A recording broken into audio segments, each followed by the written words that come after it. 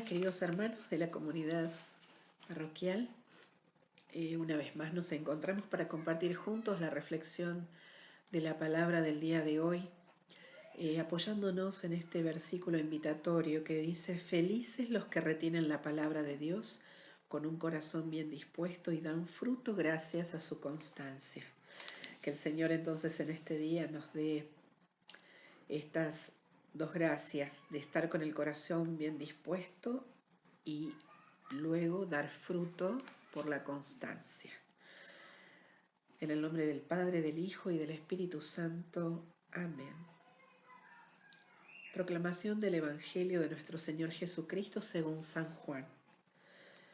Algunos de la multitud que lo habían oído opinaban: este es verdaderamente el profeta. Otros decían: este es el Mesías. Pero otros preguntaban: ¿acaso el Mesías vendrá de Galilea? ¿No dice la Escritura que el Mesías vendrá del linaje de David y de Belén, el pueblo de donde era David? Y por causa de él se produjo una división entre la gente. Algunos querían detenerlo, pero nadie puso las manos sobre él. Los guardias fueron a ver a los sumos sacerdotes y a los fariseos, y estos le preguntaron: ¿por qué no lo trajeron? Ellos respondieron: nadie habló jamás como este hombre. Los fariseos respondieron: ¿también ustedes se dejaron engañar? ¿Acaso alguno de los jefes o de los fariseos han creído en él? En cambio, esa gente que no conoce la ley está maldita. Nicodemo, uno de ellos que había ido antes a ver a Jesús, les dijo: ¿acaso nuestra ley permite juzgar a un hombre sin escucharlo antes para saber lo que hizo? Le respondieron: ¿tú también eres Galileo? Examina las Escrituras y verás que de Galilea no surge ningún profeta. Y cada uno regresó a su casa. Palabra del Señor. En este Evangelio de hoy no hay muchas palabras de Jesús, no hay palabras que Él manifieste expresamente, pero sí podemos ver que hay muchos pensamientos y muchos dichos acerca de Él, de su persona, que están ahí pululando en muchos corazones. En los diferentes personajes que el Evangelio de hoy nos presenta, podemos buscar en cuál de estos pensamientos o de estas palabras o de estas murmuraciones podemos encontrarnos nosotros y nuestro corazón.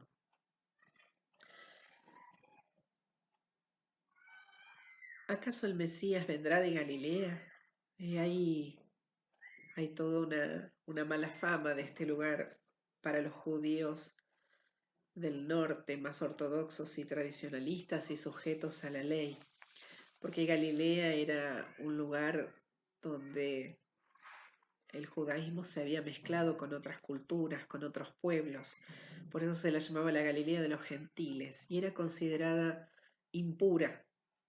Entonces ellos remarcan que nada bueno puede salir de ese lugar impuro, de ese lugar no puede haber nada que venga de Dios, ¿no?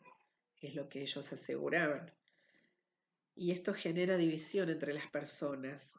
Podemos ver que la persona de Jesús, sus acciones, su quehacer, sus gestos, no dejan indiferente a nadie. Y él mismo había dicho: yo he venido a traer división. En este sentido de que nadie quedaba indiferente, o estaban en contra o estaban con él, pero como que no había término medio.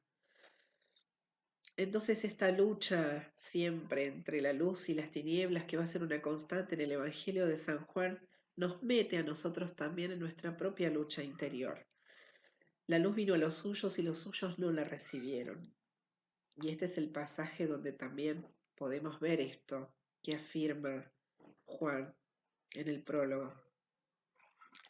¿De dónde viene la sensibilidad?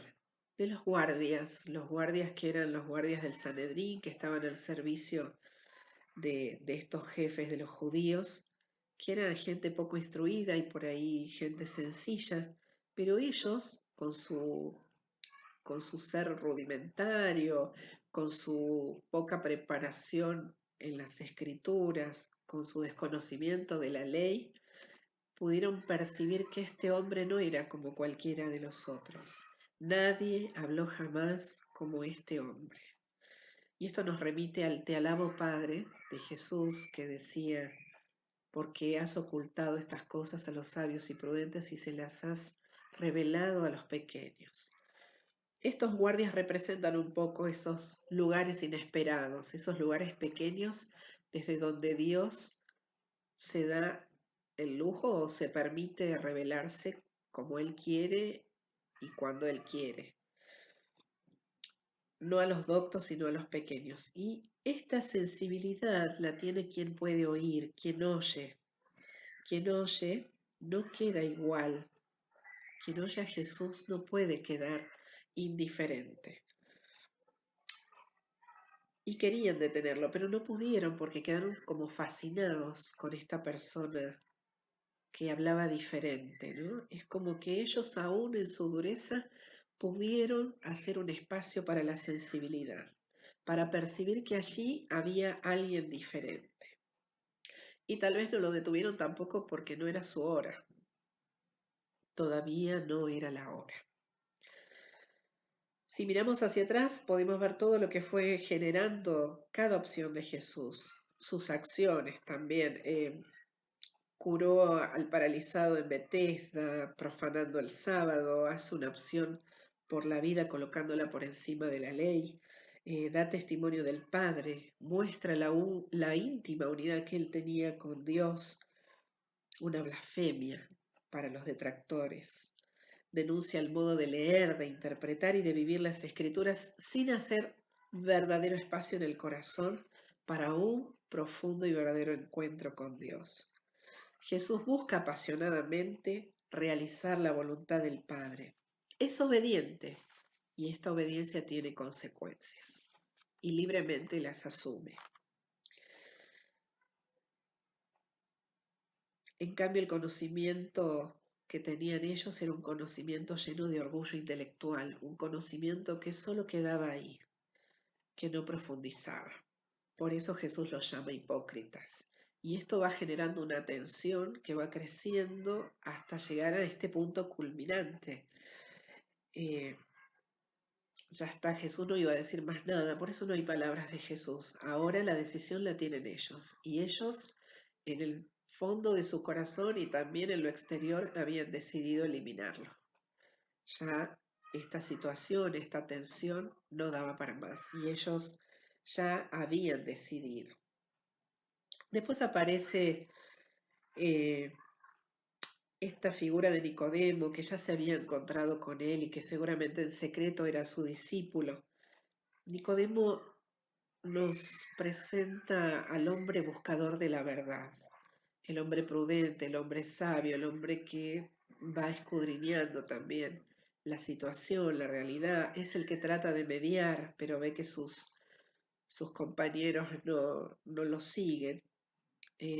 Muestra que sus hermanos del Sanedrín conocían la ley, pero realmente no la cumplían y se desautorizaban a sí mismos, también se contradecían, y eso él lo marca en este texto. Él desarma los argumentos con los que habían menospreciado a Jesús, pero ellos ya habían decidido matar a Jesús. Pensemos en este testimonio de Jesús, en este asumir las consecuencias, y pidámosle al Señor, por intercesión de María, de San José, de San Francisco de Paula y de tantos santos que se han animado a ser testimonio fecundo del Señor, que podamos hacer realmente cambios en nuestra vida a la luz de este testimonio y de las opciones de Jesús. Que el Señor esté con nosotros para que podamos realizar su sueño de amor en la vida de cada uno y ser testigos de su existencia, empezando por casa, por los que más nos cuesta amar, los descartados, los olvidados, los que nos han herido. ¿Estamos dispuestos a asumir las consecuencias de una fe comprometida a la manera de nuestro Maestro?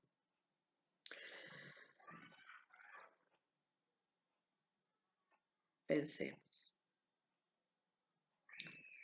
Si estos guardias, si esta gente sencilla pudo tener sensibilidad para escuchar a este hombre diferente, nosotros deberíamos desear fervientemente la conversión, nuestro cambio de corazón, ya que tenemos al mismo Jesús en medio nuestro, en su palabra, en la Eucaristía, en la reconciliación, en el sagrario, en la oración personal y comunitaria, en la otredad, en todas y cada una de las personas y situaciones que cruzamos en lo cotidiano.